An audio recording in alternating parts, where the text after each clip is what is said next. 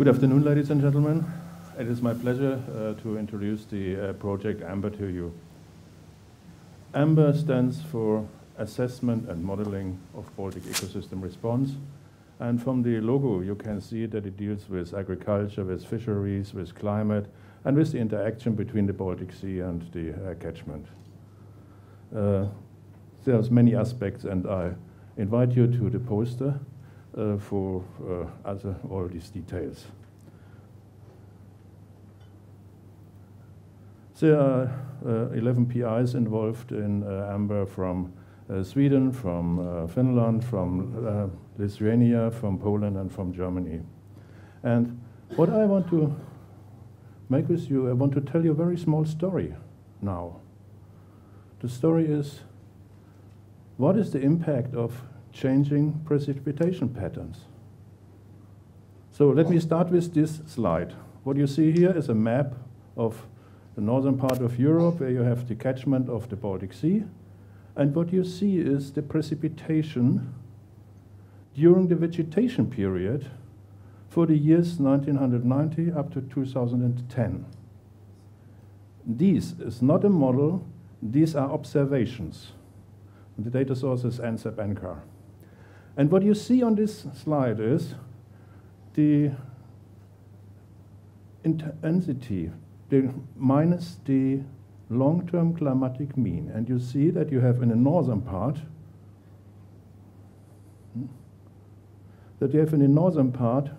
positive values, and in the southern part, from the Netherlands over Germany to Poland and to Lithuania, you have negative values. These negative values means that we have less rain than normal for the last 20 years. And this is, to give you a number, this is 190 liters per square meter and year less than normal during the vegetation period. And this has, of course, an impact. This has a direct impact for drinking water, for forestry, for agriculture, and for tourism.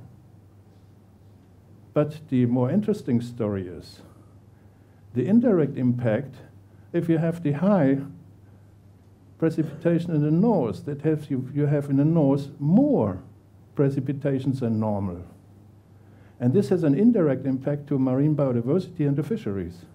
And this is the story, the small story I want to tell you. What you see here is a salinity distribution, a vertical distribution from the Denis Sands to the central Baltic Sea, and you have on the left side the saltwater intrusion from the North Sea. That means you have here a high salinity concentration, and in the end of the Baltic Sea in the Gulf of Finland or in the Bosnian Bay, you have fresh water. And this is influenced either by salinity inflows, major Baltic inflows from the North Sea, or by freshwater, by runoff.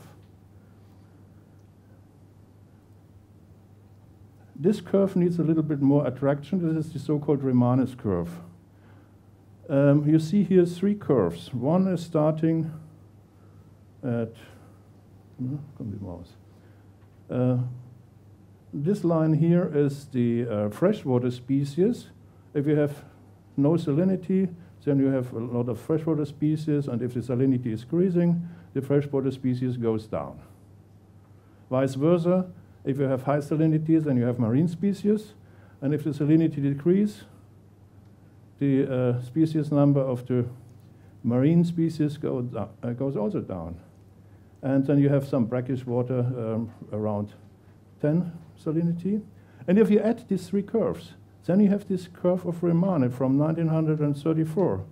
And this curve tells you that you have a local minimum in the species number between 5 and 7 per mil in the salinity. So, if you keep this in mind, and you're looking to the climatology of the Baltic Sea, that you see on the left-hand side, here's the climatology averaged over many years, decades. Then the 5 per mil line is here, and the edge between the Bosnian Sea and the Bosnian Bay. if you're looking to a scenario, climate change scenario, provided by the Swedish Meteorological Hydrological Institute, then you see that the 5 PSU line is close to Bornholm. That means that the area where you have marine species becomes smaller and smaller. That means you have a loss in biodiversity of marine species, and this has, of course, an impact on fisheries. You will have in such a scenario no cod, no herring, no sprat. And this is only from the change in precipitation pattern you come to this simple results. And this is the end of the story on these results. Would of course not be possible if you have not this lovely, truly important scientists, our PhD students. So, thanks for listening.